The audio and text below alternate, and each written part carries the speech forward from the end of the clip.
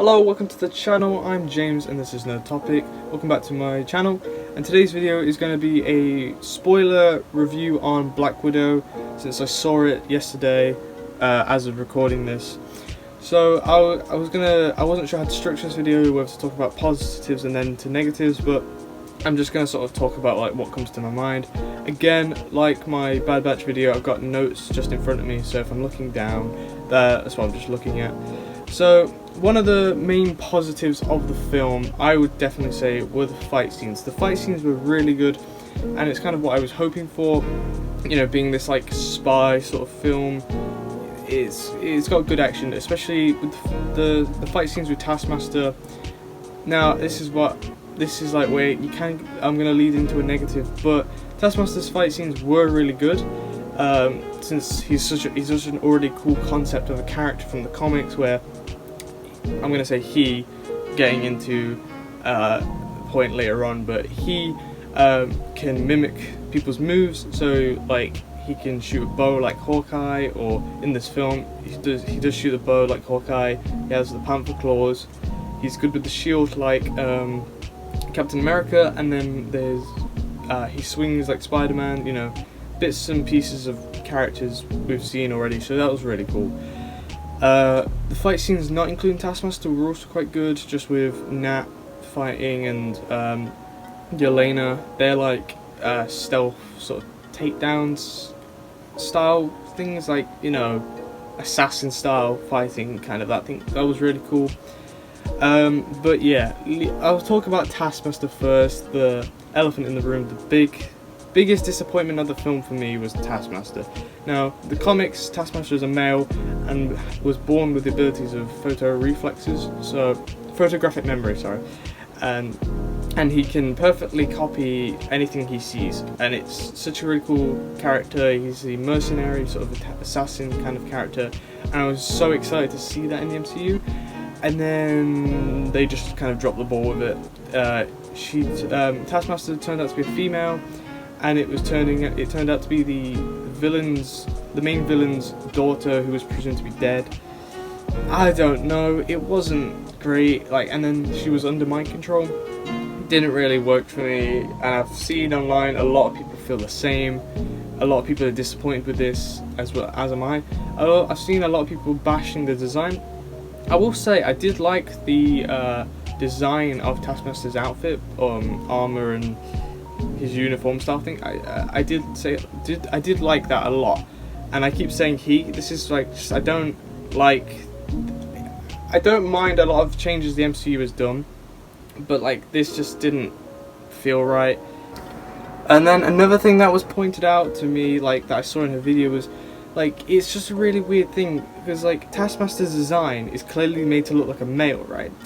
But then in terms of the story, why is it made to look male? Like, for us, the audience, it's made to look males to throw us off, to make us not think it's a female. But in terms of the story, if you think about it, like, it doesn't make sense at all. Like, Dreykov, the dad and the villain, why would he make her come across as a male? Like, it serves no purpose. Like, it just doesn't make sense. Like, it's just another thing that just, I don't know. Taskmaster, again, biggest letdown. I think the overall villains and stuff were just the biggest letdown of this film. But then again, the plot, I mean, after coming out of the film, I wasn't even sure what I'd seen. It took me a while to be like, when I was watching it, I was like, wait, what is going on? Like, it would seem like they'd pick up one thing and then another, and then like they wouldn't know how to solve this, so then all of a sudden there's like this, they just bring this mind control plot, and then immediately they're like, oh, there's this random red like gas that undoes it, and I'm like, okay, but like, what significance has this got? Like, when have we seen this before? Like, you've just presented a problem and a solution at the same time, and it just didn't make sense to me. But yeah, and then I guess sticking with the negativity train, then I would say the pacing was quite off. It would go from very slow to then high action, but then it would cut to another scene where it'd be really slow again. Like, it just, I don't know, the pacing felt off throughout the film. The beginning of the film was really slow, which usually I don't have a problem with, but it did feel quite slow, more than what we're used to. And then even during fight scenes, it would have like Red Guardian versus Taskmaster, it'd be a high paced action scene, and then it would cut to Melina like just standing about. Like, it just threw the pacing off, and the action and the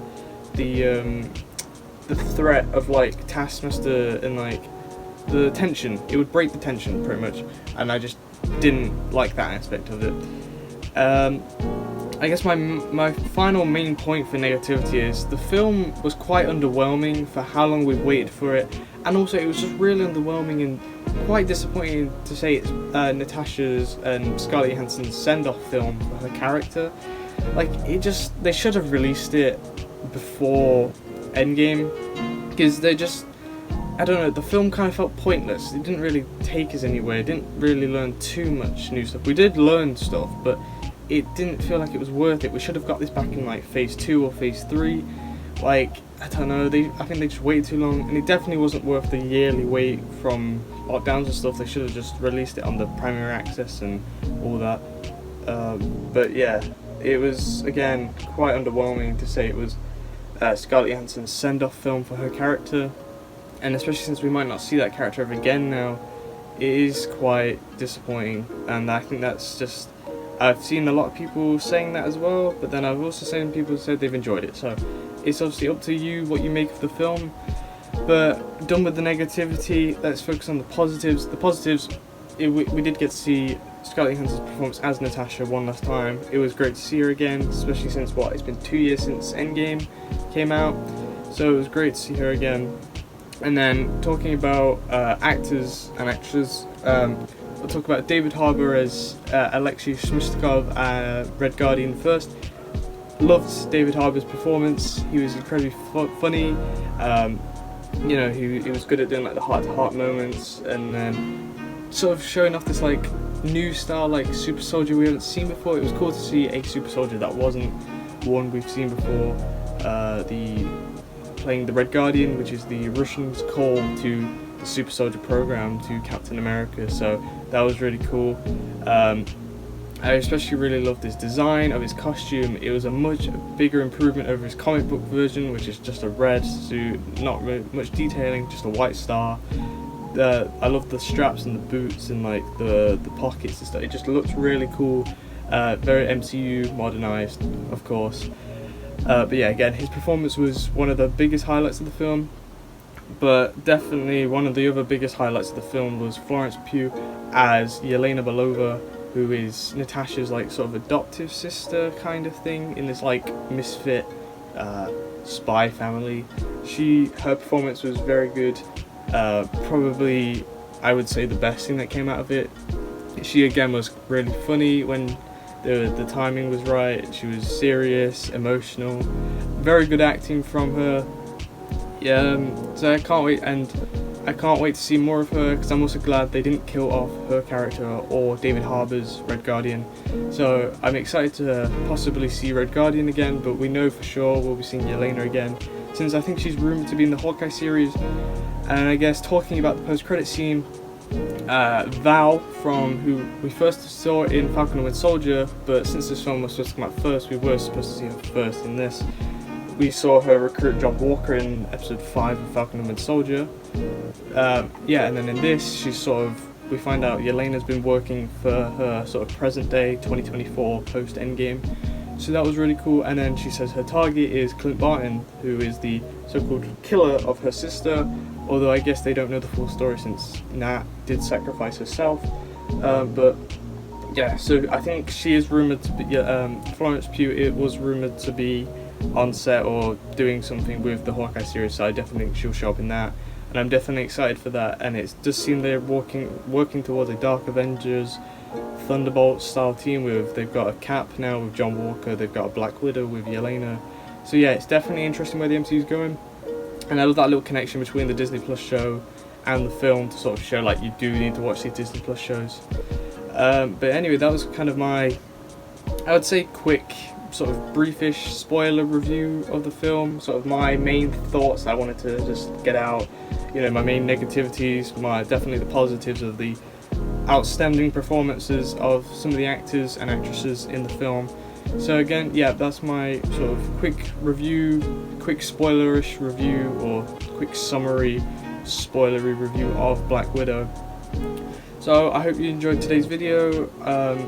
Leave a like if you enjoyed, subscribe if you also enjoyed my content. If you want to check out any of my other videos, I'll leave a link to my latest video, which is ranking all the Star Wars films, as well as my next video will be Thursday, I'm thinking, or Wednesday, depending on when I can record and edit. Or I'm planning on doing a whole MCU up-to-date sort of tier list with the films and the Disney Plus series, because I'm waiting for Loki to finish this Wednesday.